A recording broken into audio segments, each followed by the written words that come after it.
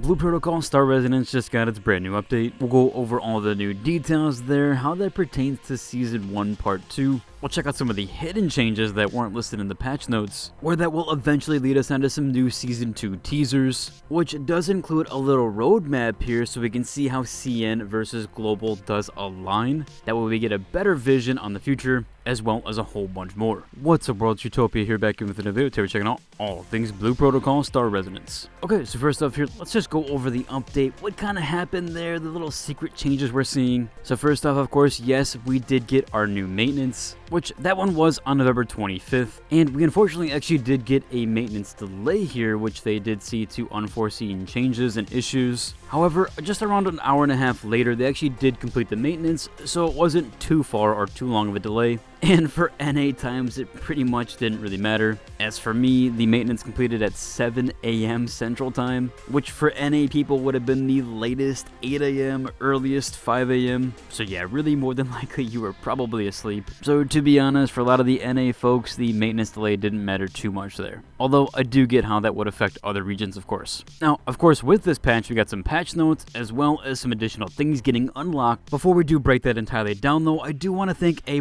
as well as Blue Protocol Star Resonance for sponsoring this video. If you guys haven't already, you should check out Blue Protocol. It is completely free to play, and it has never been a better time to jump in now. And yes, it does have catch-up mechanics, so you can progress very quickly. You can download it either in the description, my pinned comment, or even using the QR code on screen. I'd also really appreciate if you guys did use that link, as it helps the channel out a ton. First up here, we'll check the Steam database, and we do see build 20915.899. That was posted on November 25th. However, this version didn't contain any patch notes. So first off here, we'll go over what the official patch notes are, and then we'll include some of the things that they did actually change and add, and kind of a little bit of speculation there, some unofficial patch notes, as there is some additional things other than the ones that are hidden that I'll point out later, which those have been officially documented. So first off here, they did drop these patch notes on the 23rd, and the first section here was for the actual content updates. So of course that does include the new Kananamiya Harvest Festival, which that specific event is actually going to be starting December 5th, but they have implemented essentially the code or the kind of content here that's needed for that, so they can just go ahead and set that one live on that date. They also go on to say what's more or what is up next here. They have actually updated the validity period of the Void Corruption Frenzy event in the Void Pass 2 till January 15th, 2026, where that will actually end 1 a.m. CST. We're actually going to use this date later on, of course, to kind of apply to our roadmap, but we'll get onto more of that in a bit. Next up here, they have added a new Mount Imagine, where you can unlock it with specific requirements in the Master Seal, so we can check that one out here. There's also some new appearances that are coming soon, the Premium Store version of the Riviera Rhapsody Pack, Devil Ray, and more, with a new limited outfit, Envoy of the Night. You can get that one at level 30 in the new Advanced Pass. Of course, this one has been teased, as well as several others.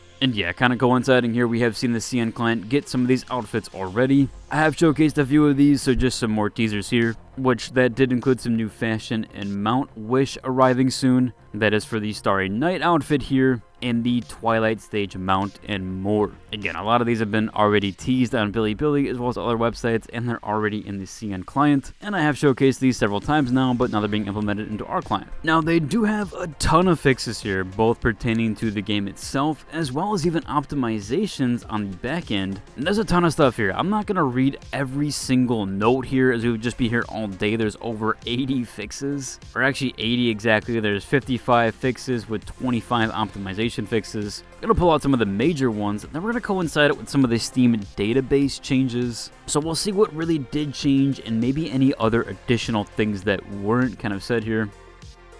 So as far as the major gameplay and combat impact changes here, the Dark Mist Fortress Healing Phase 3 now feels a bit better, with the Void Corruption buildup now being a lot slower, and it isn't excessive with the monster HP that got reduced, so sustained healing is less punishing here. Should make this a ton easier. The fight wasn't too hard. I actually kind of liked how it made your teammates actually participate, but a lot of times people were just kind of taking the cleanse debuff without actually telling others, so I kind of get why they did that. Really cool here, I know a lot of people were actually kind of complaining about this one or had an issue with it. Verdant Oracle actually got its targeting fixed here, so Infusion should now properly target locked on enemies after an elimination, so a nice reliability fix there. Cool enough for my class here, Frost Mage actually got some UI stability changes, where the Frost Crystal buff icon had a flicker fix, small but a nice tracking buff mid-fight. I actually really didn't notice this one, so quite surprised there, but it seems like some people were having that issue, or maybe I just didn't even notice it.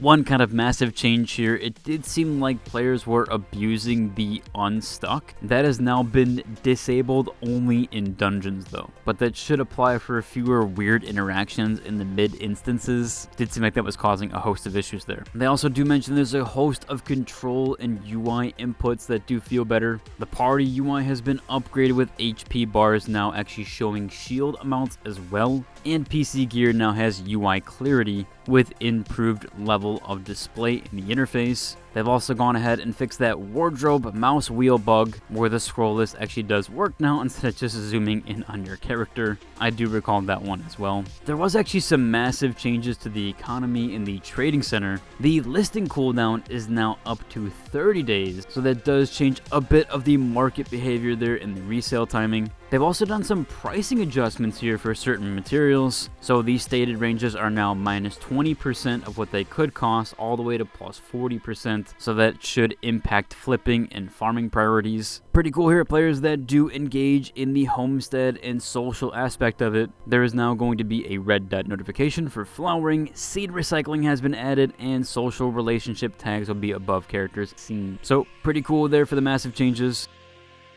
As far as things that weren't actually listed in the patch notes, there was actually multiple anti-cheat expert components that were changed. More than likely they didn't want to outline this because of cheaters, but it did look like they did update detection rules and had some driver changes with compatibility there and those performance tweaks. They also had that very large content preload, which is future facing. So 23 packages totaling 2.3 gigabytes have been into the game or added into the game, but these are for that upcoming event as we talked about earlier. So pretty cool there. You already have it downloaded. They can just set it live when it's ready to go. Now, there was some additional updates here, or at least some hidden changes. It does look like they actually dropped the lines down to 20. They were all the way up at 400 during launch, so they have gotten dropped down quite a bit. We'll have to see if that pairs. I do think it should be maybe a little bit more than 20, but yeah, 400 was just way too many at that state, although it did make farming really nice and easy. Knew that was kind of the play early on to start farming those while the lines were so high.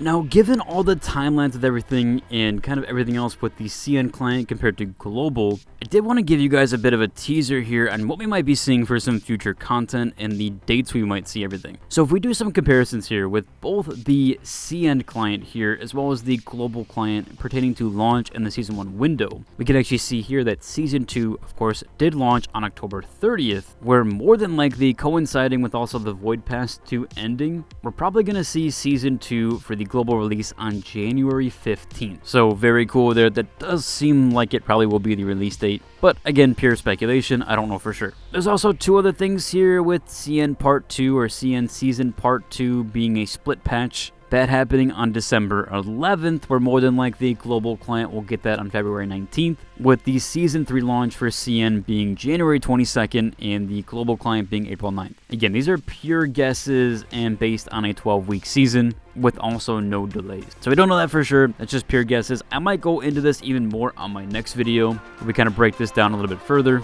but I figured I'd give you guys a teaser on what I'm working on and try to put together, at least on some of these future dates, and kind of guessing what we might actually see. Overall, it should be all covered for today's video. If you enjoyed, like, and subscribe, and until the next one, deuces.